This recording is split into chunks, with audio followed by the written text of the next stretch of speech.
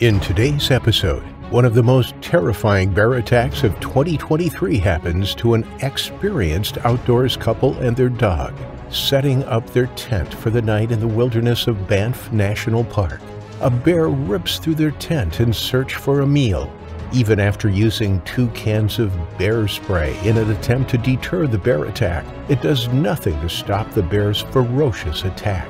Hit that like button and subscribe right now. This is the terrifying, fatal grizzly bear attack on Doug Inglis, Jenny Gusse, and their dog. Welcome to Final Affliction. This story just goes to show that animal attacks can happen to even the most experienced and cautious hikers and campers. The tragedy occurred in September 2023 and shook the residents of the province of Alberta. Doug Inglis, aged 62, and Jenny Gusse, also 62, had been together since university. They lived in Lethbridge, Alberta, Canada. They were inseparable, both working as technicians in the same scientific lab. They had a deep love for the great outdoors and were certainly no stranger to the challenges that it can sometimes present. They each carried with them vital survival kits and emergency equipment every time they ventured into the wilderness. They traveled out to Banff National Park twice a year, usually once in the spring and once in the fall. But the national park is home to some of the deadliest predators in Canada, grizzly bears. There are thought to be 65 individuals that call Banff home, with a further 20 to 40 black bears too. A family member said that Doug and Jenny were very careful people when they were on their adventures in the wilderness, whether it be hiking, camping, canoeing, or whitewater rafting. They knew bear protocol, and they followed it to a T. But sometimes, with even the best precautions in place, people can find themselves in the wrong place at the wrong time. The pair had with them their sidekick and hiking companion, their dog. The 3 of them stuck to signposted routes and always adhered to any warnings displayed throughout the park. But on that fateful trip in late September 2023, there were no warnings. No bears had been sighted in that area, and there had been no reports of them from visitors. They were on day 5 of a week-long visit to the park, something they looked forward to every year. They were making their way along Red Deer River Valley, west of Yahatinda Ranch. This valley is an untouched landscape within the park. It is inaccessible to most hikers, with no roads leading in or out of it. Meadows give way to mature spruce forests, and towering above the valley floor are craggy mountaintops and glacial cirques.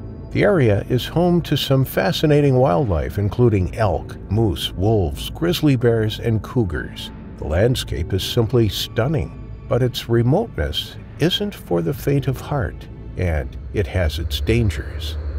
After the 5th day's hiking, the couple found a spot to camp for the night. They hadn't made it to the planned camping spot, but wanted to set up before it got dark. They knew bears posed a real threat and didn't want to run into one as the sun set. It was a sensible decision. They had time to set up their tent and cook dinner before night fell. As the 3 of them settled around the campfire, Doug sent a notification message using their Garmin InReach to his uncle, Gusse Inglis. The message said they hadn't made the planned campsite, but were setting up camp now. The message pinged through at 5 p.m. It was the reassurance their family needed, and it was yet another safety precaution the cautious couple took whilst hiking in the backcountry. They checked in with family twice every day, but what the couple didn't know was that there was a grizzly bear on the prowl that evening.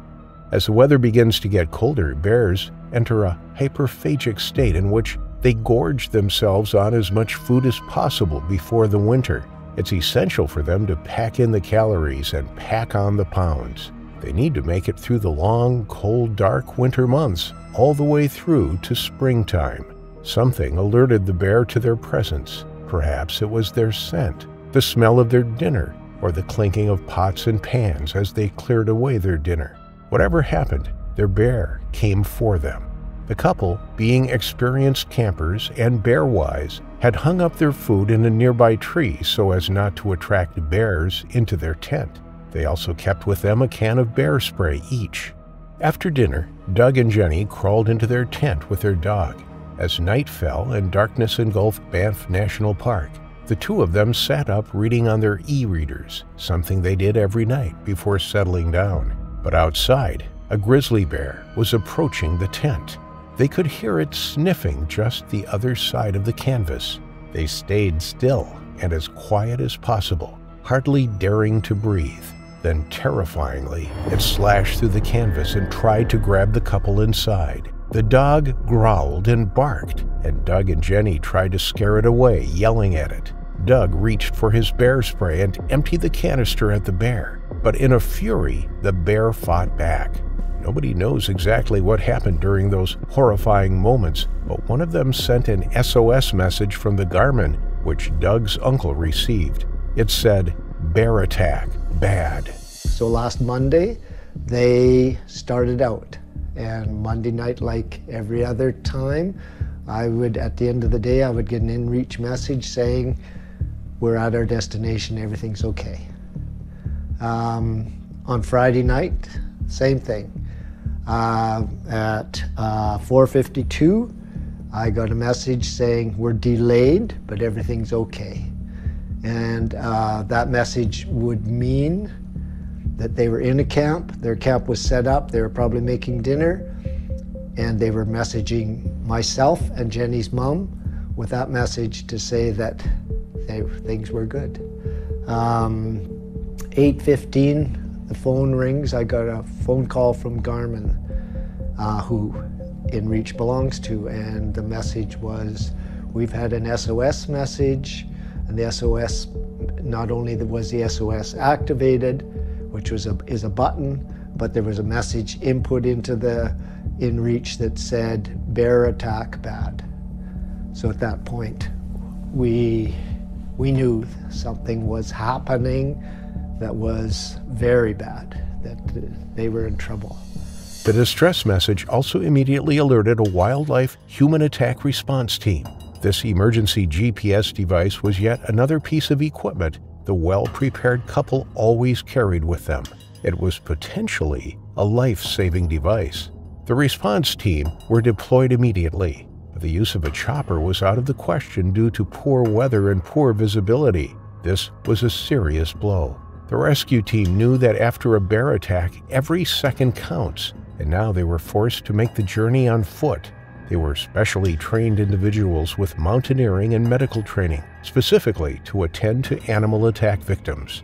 Marching through the Canadian wilderness, they didn't know what they were going to find at the location. Nobody knew if the victims were dead or alive. They had to traverse the steep, rocky terrain in the dead of night, their flashlights illuminating the way. They knew they were walking into danger. They knew that a bear was out there, and yet they had to keep going to try and reach the couple in desperate need. At 1 o'clock in the morning, 5 hours after they received the distress signal, the rescuers arrived at the couple's camp. The scene they arrived at was distressing. They could see signs of a struggle and, tragically, they could see 3 dead bodies, those of Doug and Jenny and that of their dog.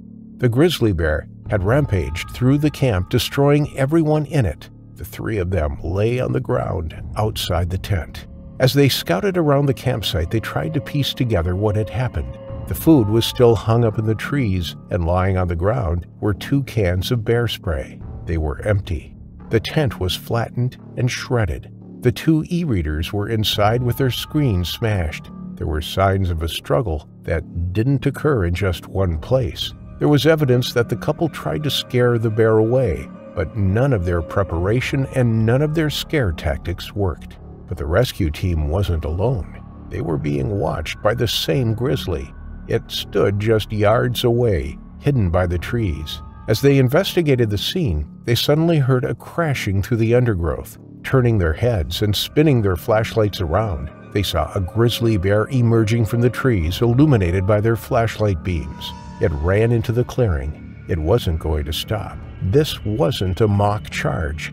They only had one option. Pulling the trigger on a rifle, one of the rescue team shot the bear. It fell to the ground just feet from where they stood. Royal Canadian Mounted Police arrived at the scene at 5 o'clock that morning. They carefully carried the victims away and sent the bear off for a necropsy. The investigation into the bear revealed that she was a 25-year-old female. She wasn't lactating at the time and wasn't tagged or known to the park rangers as a nuisance bear. She was in fairly good condition but with poor teeth and less than normal body fat for that time of year. Her behavior had been very aggressive. If a bear has attacked a person due to defense from being startled, then it usually leaves the area afterwards. But this bear remained nearby. Could this bear have been hunting the two hikers? Was this a predatory attack?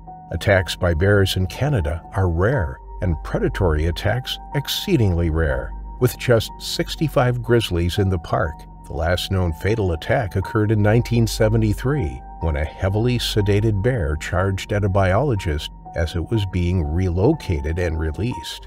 Of course, this tragedy has hit Doug and Jenny's family and friends hard. It is difficult to comprehend exactly what has happened and the sequence of events that led up to their deaths. Those who knew the couple are in a state of shock, and for it to have happened to such an experienced couple means that it can happen to anyone. Even after deploying 2 cans of bear spray onto the bear, it wasn't enough to stop the couple's terrifying final affliction.